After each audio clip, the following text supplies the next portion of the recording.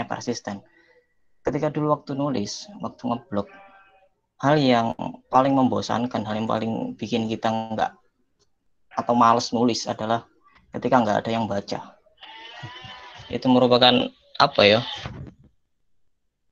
Sebuah tantangan negara tarik belajar.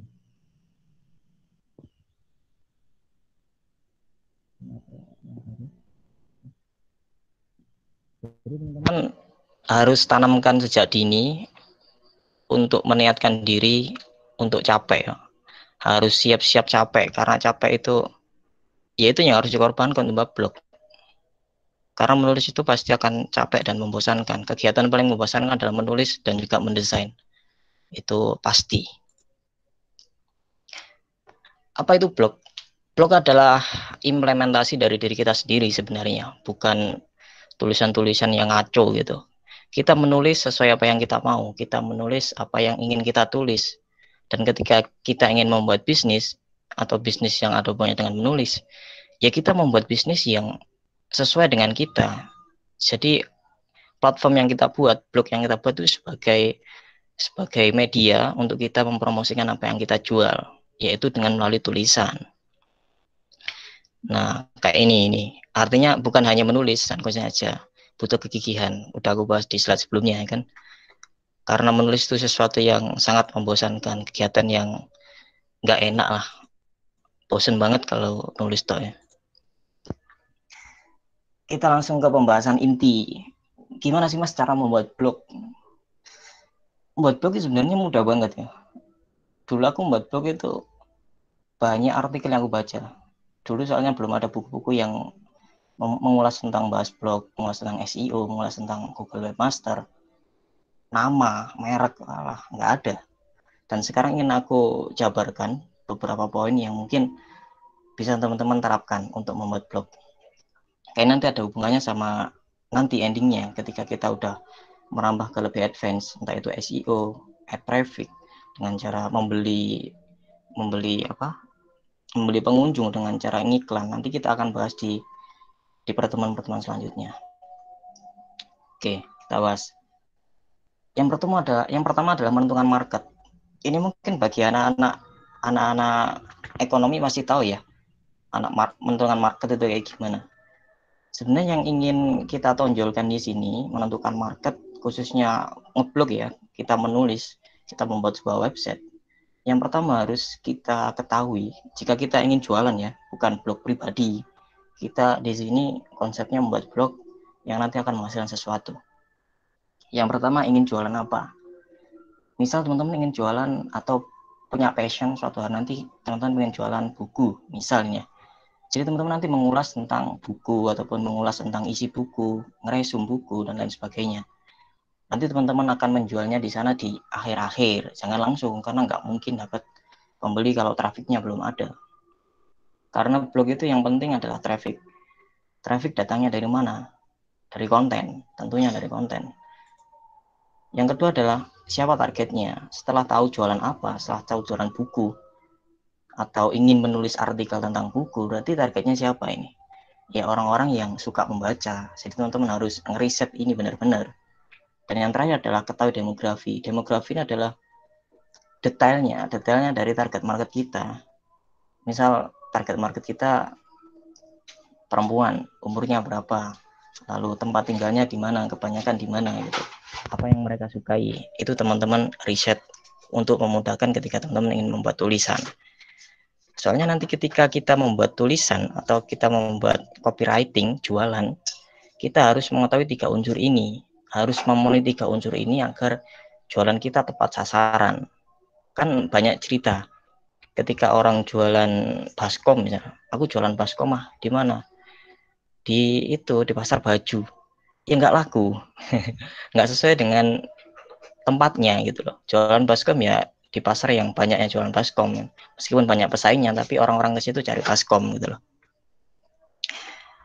Nah 3 hal itu nantinya akan mempermudah teman-teman. Bentar. Oke. Nah 3 hal itu nanti akan mempermudah teman-teman ketika mencari bahan tulisan. Ya dari 3 itu aja, nggak usah jauh-jauh mencari idenya gitu loh. Kita lanjut ke slide selanjutnya. Nah, sebelum jauh lebih ke bawah ya, nanti soalnya aku akan bahas tentang domain, bahas tentang hosting. Domain itu apa sih itu? Domain itu nama blog, nama website, alamat website. Contohnya itu nama blog.com, detakpustaka.com, detik.com, kompas.com itu adalah domain. Ingat-ingat ya, namanya itu adalah domain atau alamat. Kalau hosting itu nggak kelihatan. Hosting itu seperti penyimpanan, seperti hard disk, tapi secara daring atau secara online.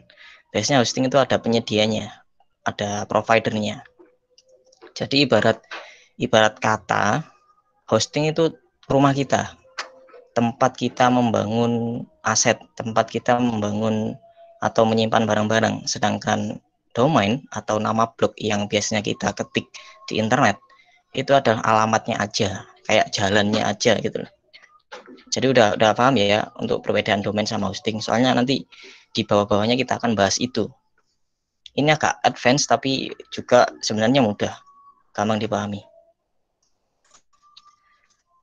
Nah, ini untuk menentukan nama, ini ada dua. Kalau menurut kita ya, karena menurut kita ini ada dua.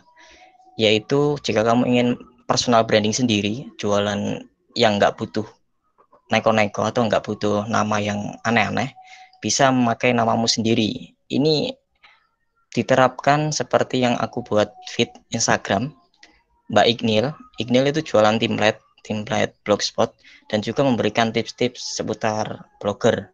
Jadi teman-teman ketika ingin membuat blog, ignil.com itu salah satu rekomendasi untuk belajar. Dan contoh lain adalah sugeng.id. Sugeng.id salah satu blogger lama juga, tahun 2010-an, itu salah satu senior. Dia juga jualan template dan memberikan tutorial-tutorial blogger. Ini contoh menentukan nama blog atau website dengan nama sendiri. Ini nggak masalah. Dan kedua adalah merek atau sesuai dengan target market. Misal seperti Detak Pustaka. Detak Pustaka ini merek, menggambarkan marketnya, bukan menggambarkan si personalnya itu. Misal teman-teman pengen jualan baju, ya udah jualan baju.com gitu. Tapi biasanya teman-teman untuk nama .com.id itu berbayar, jadi nggak gratis gitu loh. Dan itu juga rebutan namanya, jadi harus cepet-cepetan. Biasanya kita misal pakai nama sendiri gitu ya, siapa yang nanya, Anandita, misal anandita.com, itu belum tentu ada, bisa jadi udah dibeli orang lain gitu. Jadi untuk penentuan nama ini harus ngecek dulu di providernya. Teman-teman bisa buka rumahweb.com, nanti teman-teman bisa ngecek nama domain yang teman-teman pengen itu masih tersedia apa enggak. Harganya biasanya 150.000 untuk .com. Domain aja ya. Domain atau alamat websitenya tuh sekitar 150.000. Lanjut.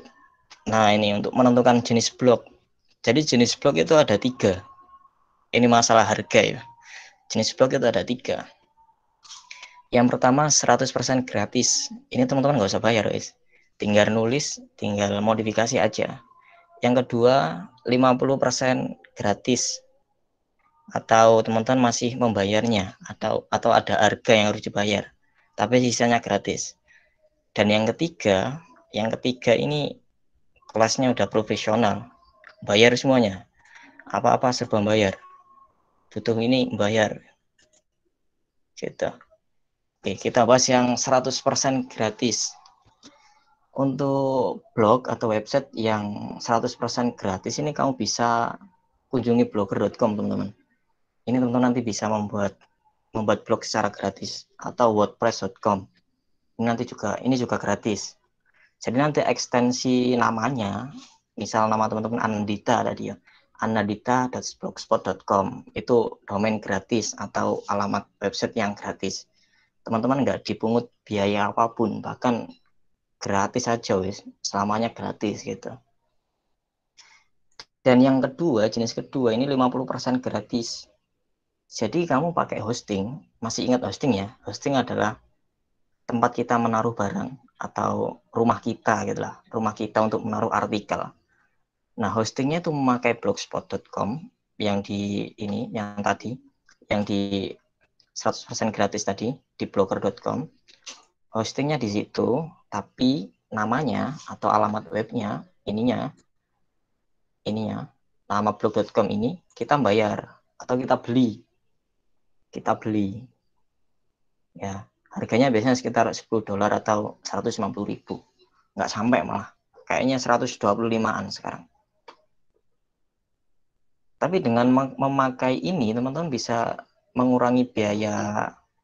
Bentar, ada yang masuk.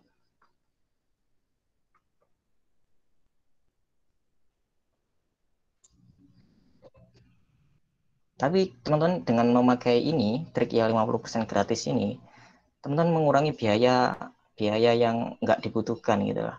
Meskipun gratis, tapi kelihatan profesional. Ini solusi tengah lah. Solusi tengah untuk teman-teman ketika pemula. Kalau ini juga nggak apa-apa sih yang gratis 100% ini.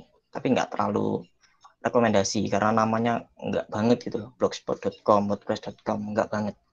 Kurang asik aja lah. Misal ditanya, blogmu apa? anandita.blogspot.com. Wah, kan nggak enak. Enakan apa? anandita.com. Lebih profesional. Meskipun setengah aja bayarnya. Dan yang terakhir ini kelasnya kelas profesional yang berduit lah, duitnya agak banyak. Nah, untuk jenis ini teman-teman harganya sekitar ratusan ribu sampai jutaan rupiah. Teman-teman bayar domainnya, juga membayar hostingnya. Hostingnya itu kita harus sewa minimal biasanya setahun ya. Bayarnya setahun sekali. Biasanya yang paling murah itu 25.000 per tahun. Jadi tinggal dikali aja 25.000 kali 12. Itu paket yang paling murah. 1 giga kalau nggak salah. Space-nya cuma 1 giga dan belum domain ya. Domainnya 150.000 ya, sekitar segituan harganya, itu yang paling murah. Kalau untuk bisnis atau untuk teman-teman pengen membuat blog yang orientasinya nantinya untuk bisnis, mending pakai yang berbayar. Soalnya nanti ketika teman-teman pakai yang gratisan atau pakai yang benar,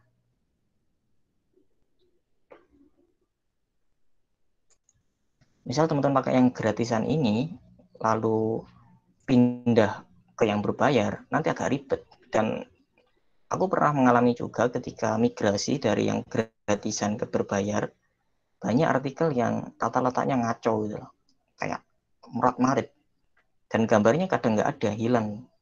Mending langsung berbayar meskipun harganya agak mahal ya. Tapi kalau orientasinya bisnis, ya harus dipikir balik modalnya kapan.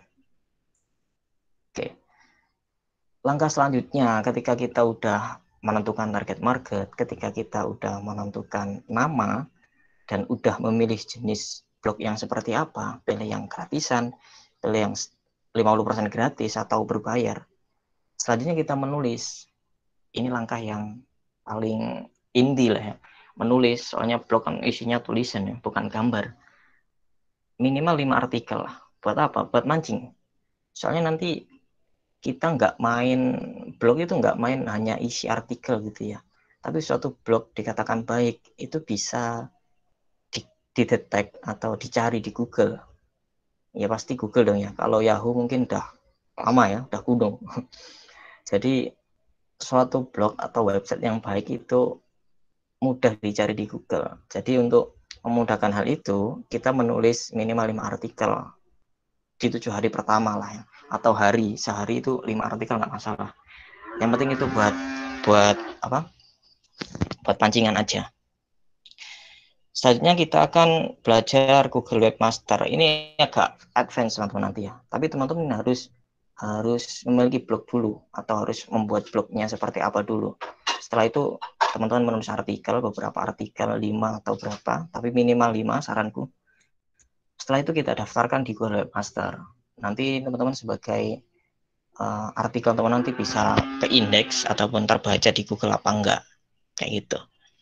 Ini finalnya di sini nanti. Kalau ini udah beres, setelah ini udah beres, teman-teman tinggal nulis artikel yang sesuai dengan target market aja. Tapi disubmit ke sini. Nanti akan aku bahas di sesi-sesi selanjutnya.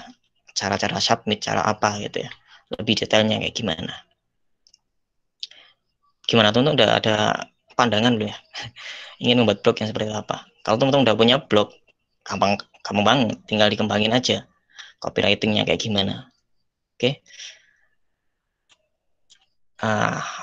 Kita langsung ke sesi pertanyaan aja biar nggak terlalu lama ya. Teman-teman yang pengen tanya silakan dibuka aja itunya, mikrofonnya.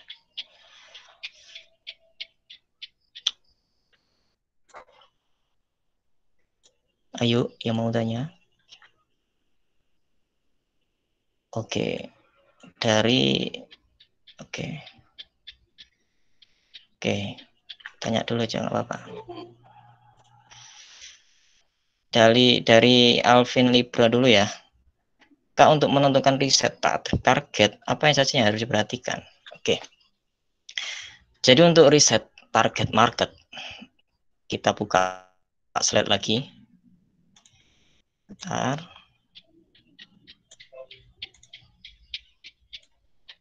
Untuk menentukan target market, yang pertama adalah kita harus menentukan.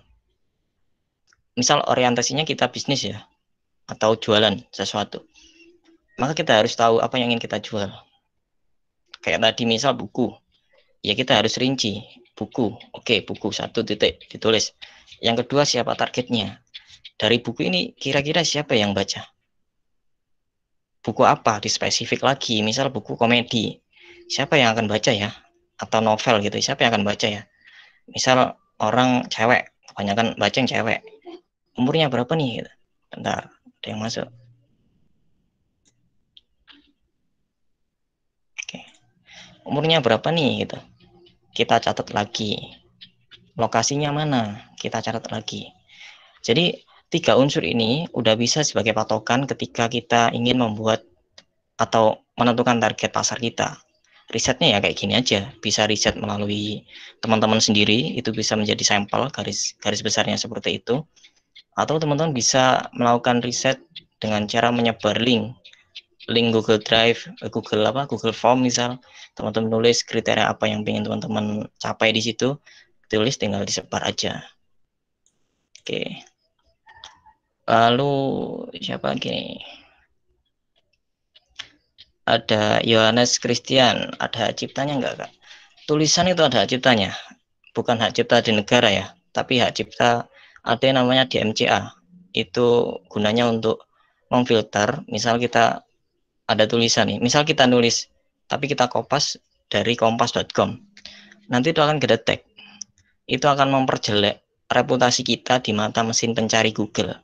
Jadi semakin kita banyak kopas, semakin jelek website kita. Oleh karena itu jangan sampai kopas. Untuk desain itu juga nggak harus cari di Google Image, cari di pixel.com atau cari di Pixabay, itu kan gratis-gratis. Kalau masalah hak cipta jelas ada ya, tulisan itu ada hak ciptanya. Dari Widodo 25, Kak, dalam cara membuatnya blog berbayar dan tidak berbayar sama atau tidak?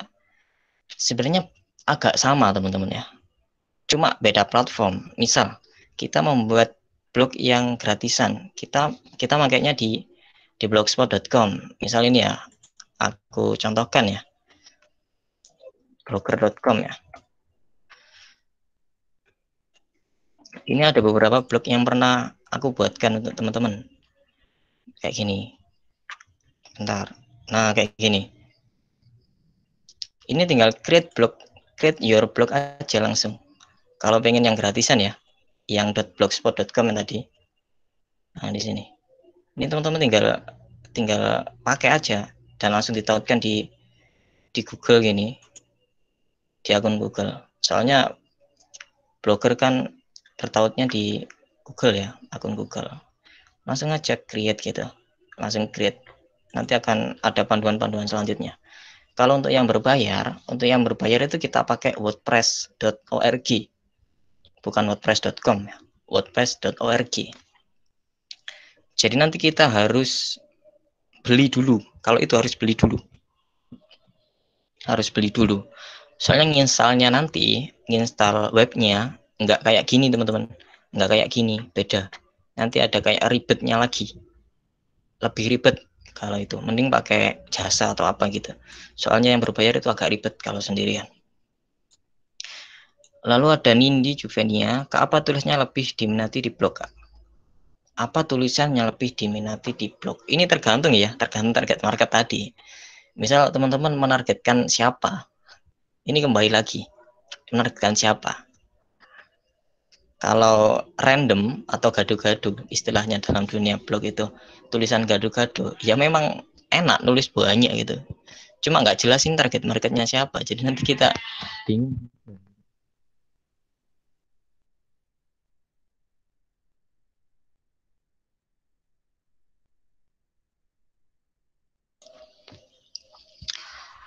Yang pertama memang itu teman-teman, target market itu penting. Biar banyak dibaca, itu target marketnya yang harus ditinjau. Setelah itu, setelah yang itu, ada advance-nya lagi, yaitu SEO. Nanti kita bahas di pertemuan selanjutnya. SEO dan copywriting itu penting untuk menarik pembaca selain dari target market. Itu agak advance teman-teman, tapi nanti kita akan bahas di pertemuan selanjutnya, mungkin minggu depan atau minggu depannya lagi. Soalnya ini kan pengenku itu dua minggu sekali teman-teman. Dari SK Hani, Kak, kalau si blog apa ini? Kalau isi blog kita campuran gimana? Misalkan isinya tentang puisi, cerpen, ataupun tentang pelajaran. Sebenarnya nggak apa-apa sih, campuran itu nggak apa-apa, tapi ketika kita pengen dikenal ataupun kita pengen punya personal gitu, punya branding, kita memang harus fokus di satu pembahasan. Tapi bisa, itu bisa, tapi dimasukkan dalam niche pendidikan mungkin ya. Jadi teman-teman atau khususnya Kak SK Hani ini mengkhususkan blognya ini di apa namanya, di niche ataupun jenis bahasan pendidikan, bisa kayak gitu. Jadi nanti nyebar link atau pengen di apa, di grup-grup pendidikan gitulah di Facebook. Tapi yang paling bagus itu bahasan cuma satu, bahasan satu itu paling bagus. Misal otomotif, yang bahasnya otomotif aja, itu bagus, lebih lebih tertarget. Dan ketika kita menjual sesuatu sesuai target, ya pasti banyak yang laku teman-teman, nggak susah gitu lah. Oke, ada pertanyaan lagi teman-teman?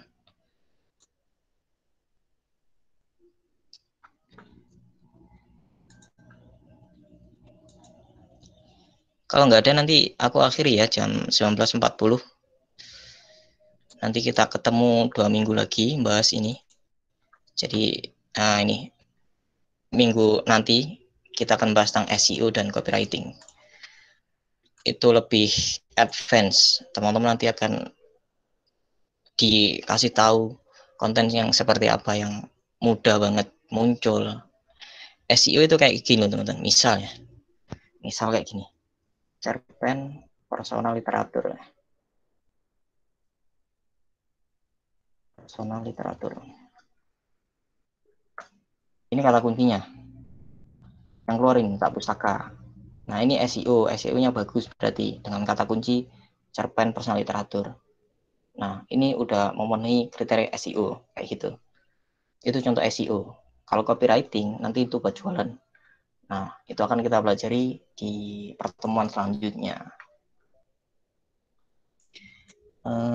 Alvin Libra tanya nih, target market itu menyinggung gaya bahasa tulisannya enggak? Jelas ya, kalau target market itu pasti nyinggung gaya bahasa.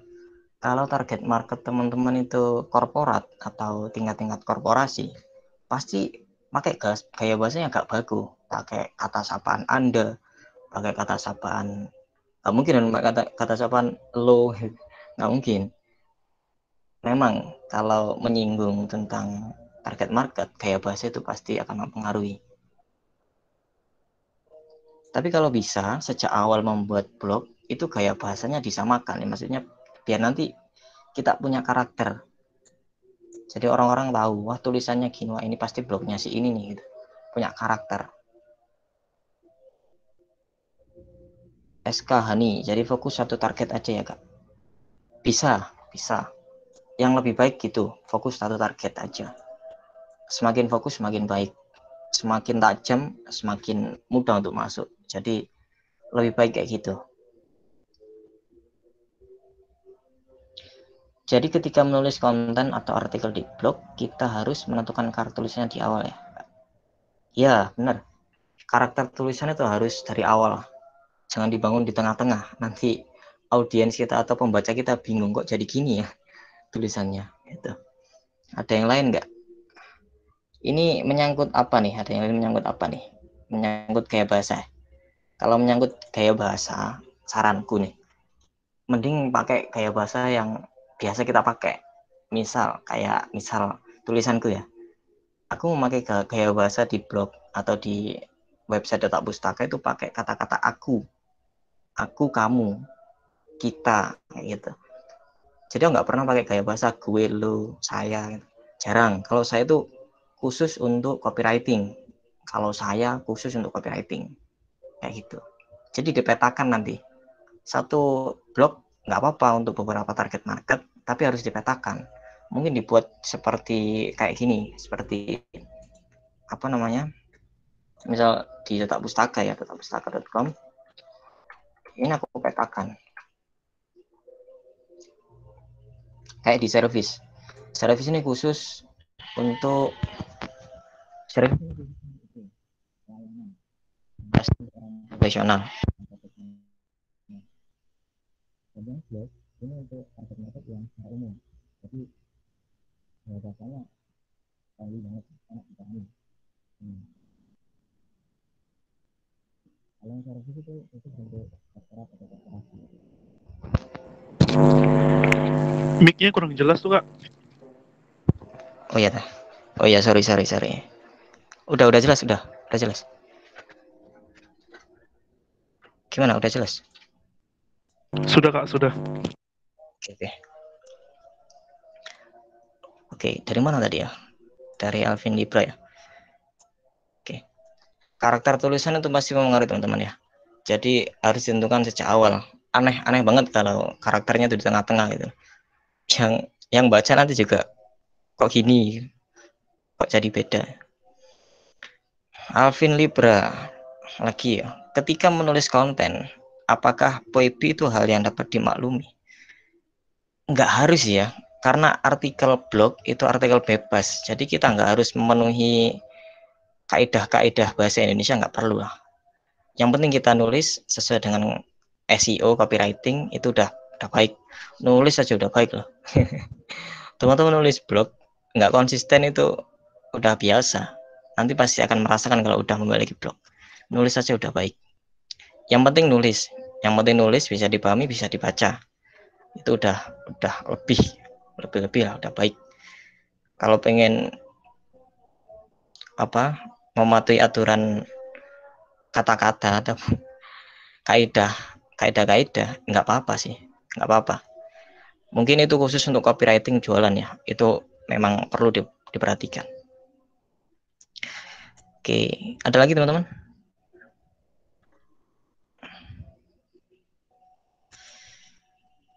Kalau nggak ada kita akhiri ya. Oke, minggu nanti atau 2 minggu dari sekarang kita akan bahas tentang ini, copywriting dan SEO. Itu bahasan yang cukup advance. Mungkin slide-nya nanti agak panjang dan beberapa sampel ya. Oke, kita akhiri ya. Teman-teman bisa live ini, kelas ini. Kita bertemu di pertemuan selanjutnya.